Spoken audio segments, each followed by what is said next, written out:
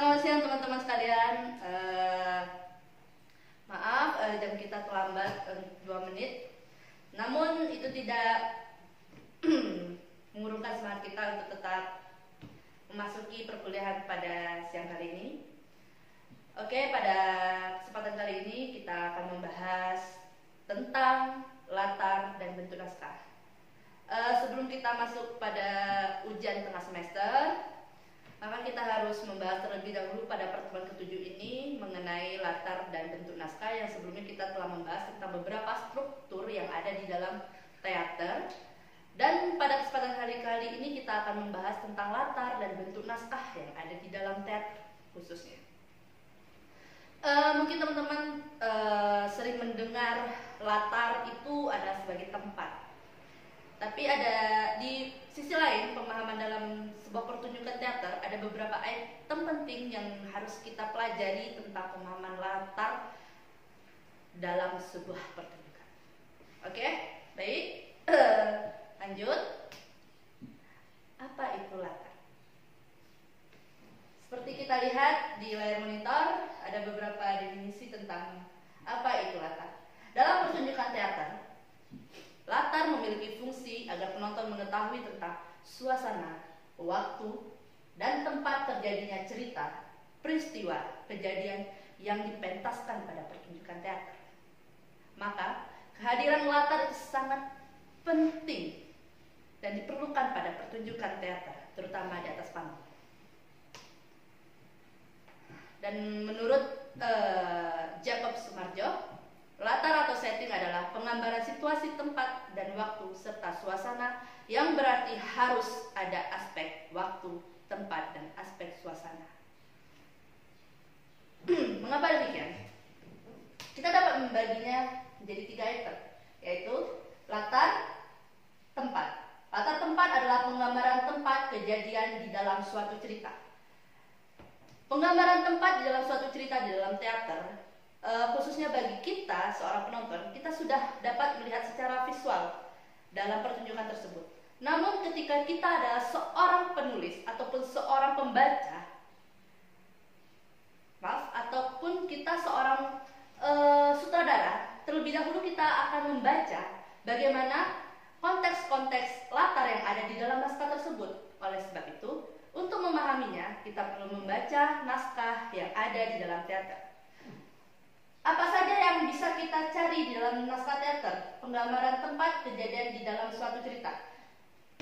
Di dalam naskah teater, untuk menampilkan ataupun menjelaskan latar tempat itu bisa kita lihat dari nebeng teks, dialog, ataupun beberapa kalimat-kalimat yang ada di dalam naskah. Selanjutnya itu latar waktu. Penggambaran waktu di dalam suatu cerita. Penggambaran latar waktu ini juga kita bisa dapatkan di dalam naskah bagi kita seorang penulis naskah. Tetapi bagi seorang penonton, dia bisa langsung melihat visualisasi yang digambarkan di dalam pertunjukan. Terus latar suasana atau budaya. Latar suasana dan budaya atau budaya ini memiliki 2 makna. Suasana di dalam pertunjukan dan suasana kejadian, kegiatan ataupun cerita itu pada saat apa.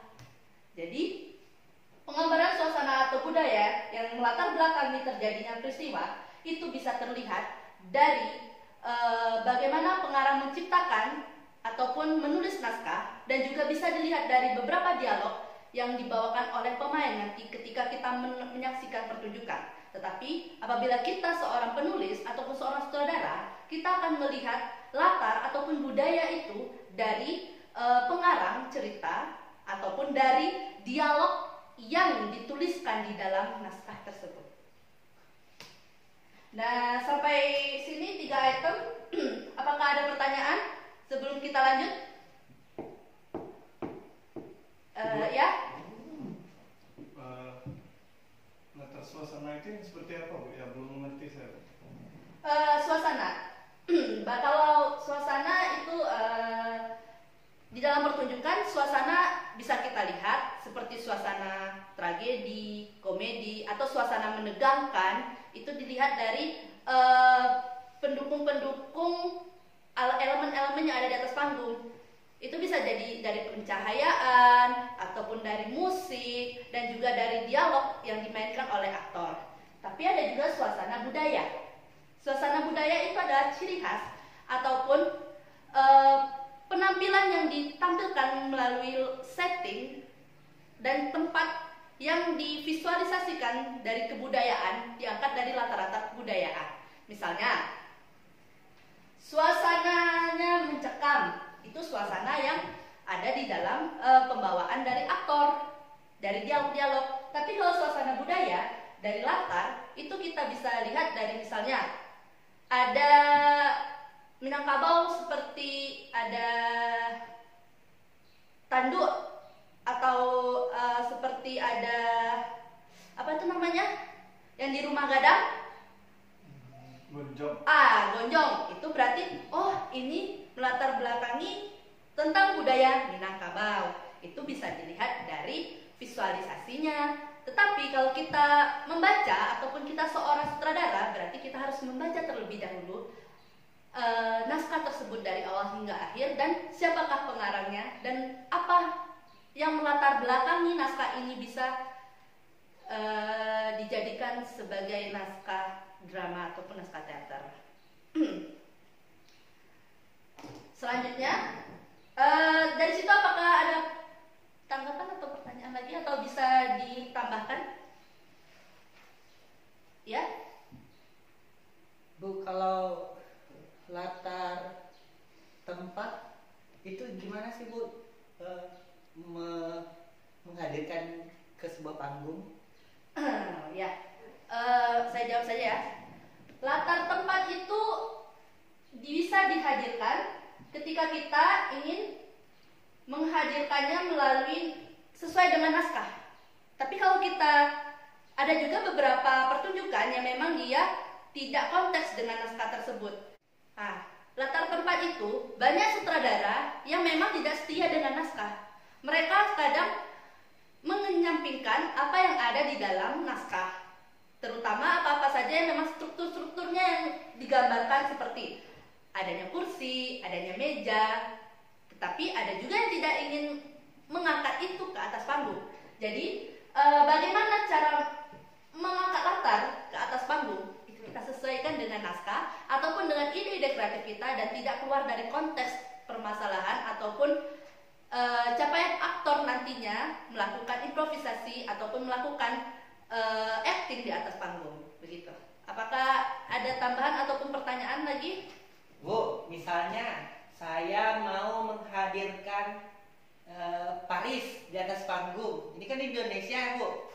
Gimana caranya, Bu, ya? Sebenarnya ini akan mengangkat Paris di atas panggung, sedangkan kita di Indonesia. Tidak masalah, tergantung konteks dari naskahnya tersebut. Jika Anda mengangkat naskah itu dituliskan oleh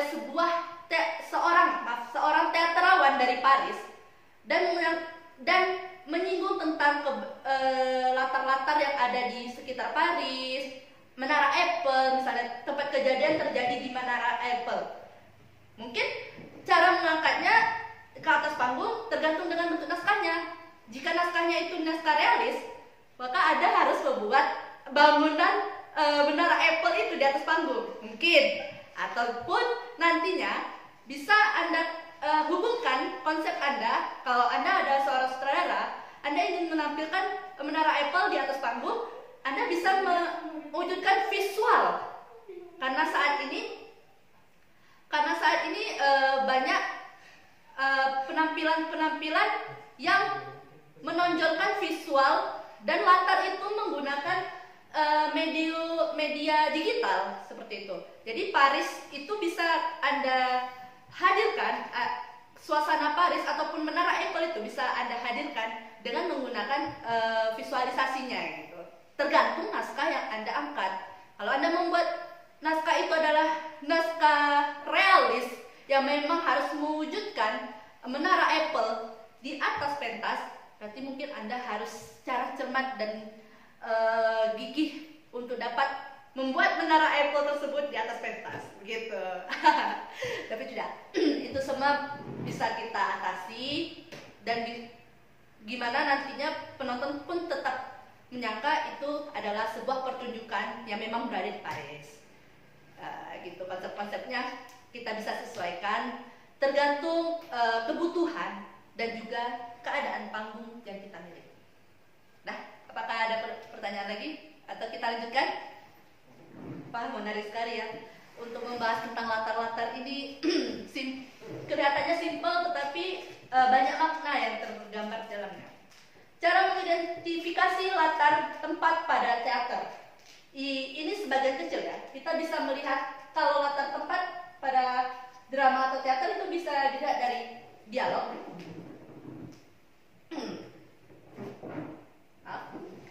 Dialog gimana? Dalam dialog itu kan dalam naskah itu kan aktor pasti saja mengeluarkan dialog-dialog seperti saat ini kita sedang berada di ruang tamu, kita sedang menunggu ayah. Berarti kita akan mengaplikasikan bentuk dari ruang tamu gitu, dari Nebenteks.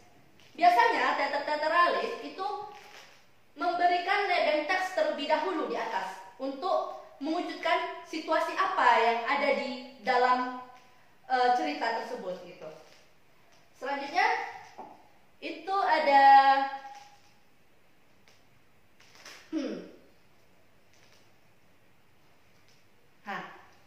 nih, ini contohnya. Bisa dilihat naskah Baraba ini merupakan naskah realis. Di sini ada Nebentextnya. Cerita ini terjadi di ruang tengah. Di ruang tengah. Nah, ini visualisasinya. Di ruang tengah. Kalau tidak sesuai berarti ini adalah ide dari seorang sutradaranya untuk mewujudkan. Tetapi dia tetap menggambarkan itu di ruang tengah di sebuah rumah. Ada dua orang, ada istri dan ada bapak. Bisa dipahami bagaimana cara melihat latar itu di dalam sebuah drama. Selanjutnya, identifikasi latar suasana budaya pertunjukan dapat dilihat dari dialog, dialek, kostum, properti bangunan, pencahayaan, musik, dan pengarang naskah. Sebenarnya suasana yang ada di atas panggung itu cukup kita lihat dari pencahayaan, musik, pengarang naskah, dan juga dialog. Tetapi kalau budaya itu lebih terlihat dari dialek dan kostum serta pengarang naskah. Gimana? Misalnya dialek. Bagaimana kita bisa mengidentifikasi itu adalah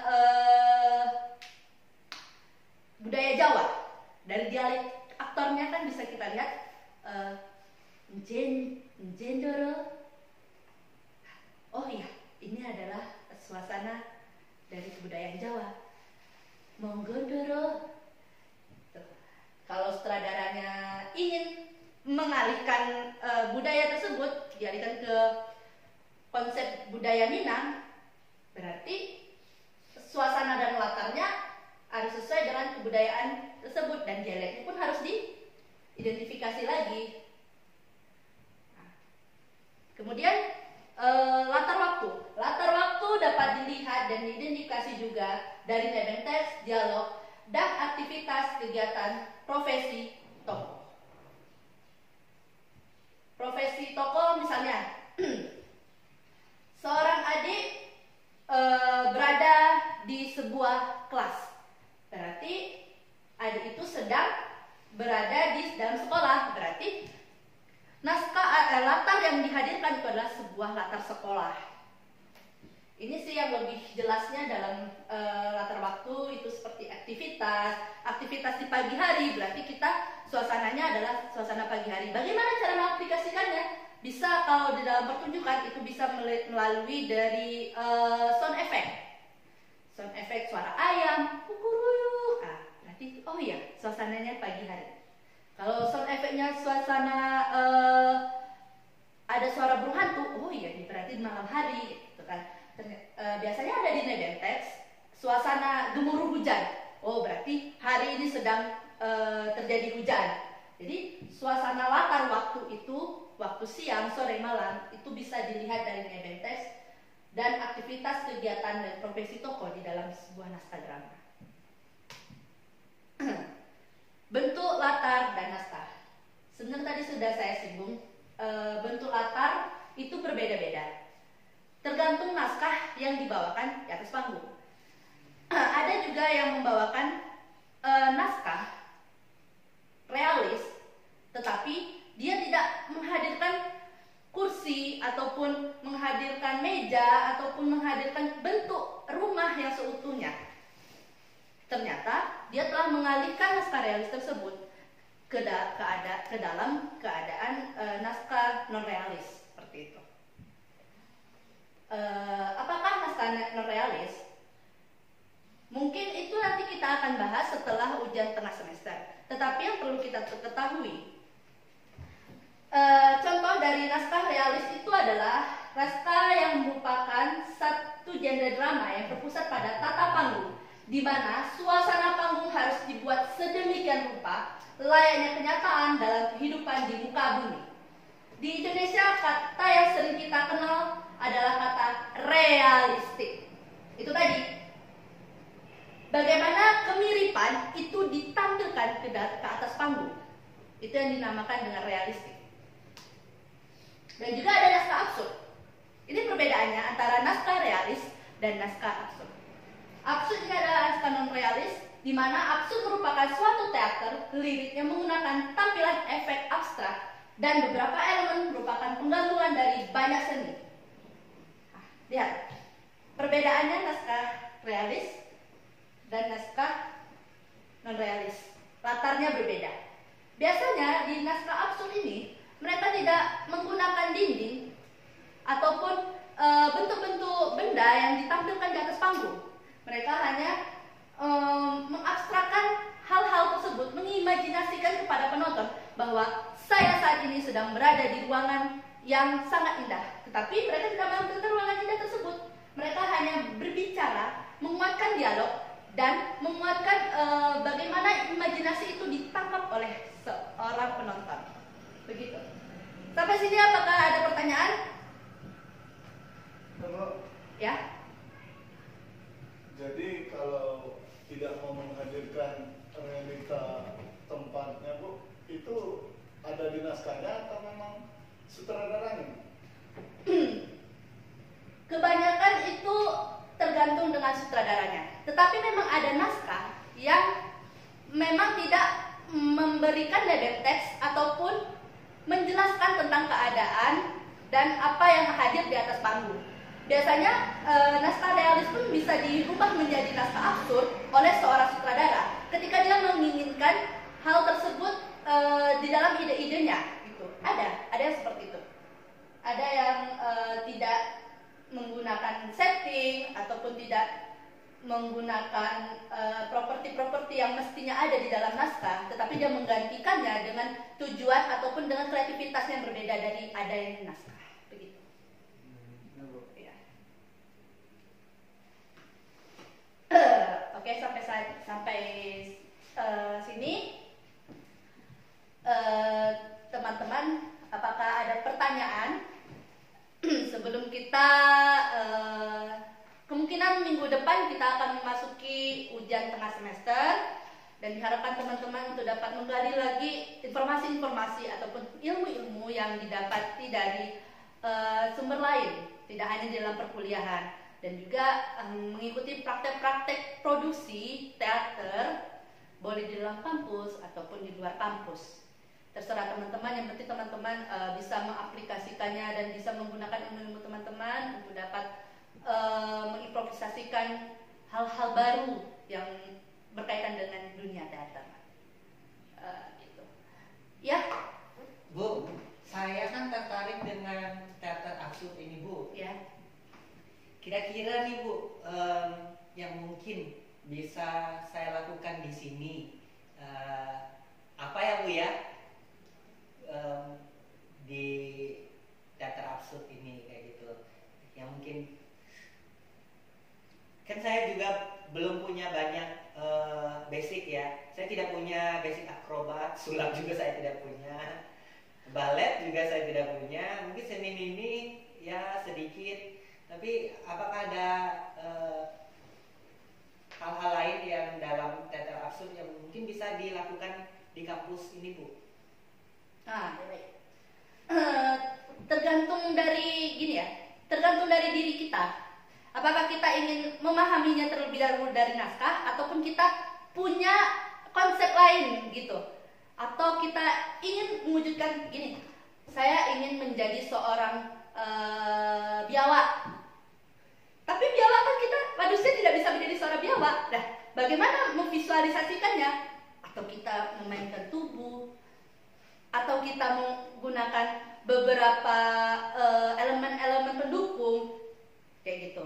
Walaupun kita tidak bisa memberitahukan secara langsung bahwa saya biawak, tapi kita bisa memberikan sedikit saja pengarahan ataupun naskah pendek tentang bagaimana saya ingin menjadi seorang biawak. Tentunya kita harus memiliki basic terlebih dahulu, bukan hanya langsung aja ingin bereksperimentasi menjadi seorang biawak, tetapi di dalam realisme kita belum mengetahui hal-hal yang memang konsep realisme itu ada gitu. Kalau misalnya saudara tertarik dengan absurd, maka baca terlebih dahulu maksud dari absurd dan tujuan absurd dan serta latar-latar yang memang ada di dalam absurd tersebut gitu. Absurd bukan hanya berbicara tentang akrobatik atau balet ataupun sulap kayak gitu kan, tetapi pada saat itu mengapa ada balet, sulap ataupun akrobatik? Karena mereka ingin mempengaruhi penonton tersebut untuk dapat masuk ke dalam pikiran dari seorang aktor tersebut. Jadi dari hal-hal seperti itulah yang bisa mengimajinasikan bahwa saya adalah seorang pesulap. Mungkin ada pertanyaan lagi dari teman-teman, atau untuk tugas UTS-nya saya ada satu catatan untuk teman-teman sekalian. Teman-teman harus mencari salah satu naskah. Di saat ini saya hanya mewajibkan untuk naskah realis dengan satu babak saja. Boleh baraba ataupun pinangan yang bisa kalian jadikan proyeksi untuk ujian tugas semester, terkhusus untuk menganalisis struktur di dalam teater. Gitu. Sebelum saya menutup perkuliahan pada kali ini, saya ingin tahu pengetahuan saudara-saudara dari awal penjelasan saya hingga detik ini. Saya akan memberikan satu pertanyaan. Apa yang Anda ketahui tentang latar di dalam sebuah drama? Berikan pengetahuan saudara sendiri tentang apa itu latar di dalam sebuah drama. Mungkin Anda yang baju abu-abu, silakan. Siapa namanya? Jian, Bu. Jian. Yang saya dapatkan tadi latar itu ada 3, Bu. Ada latar tempat, latar waktu, dan latar suasana.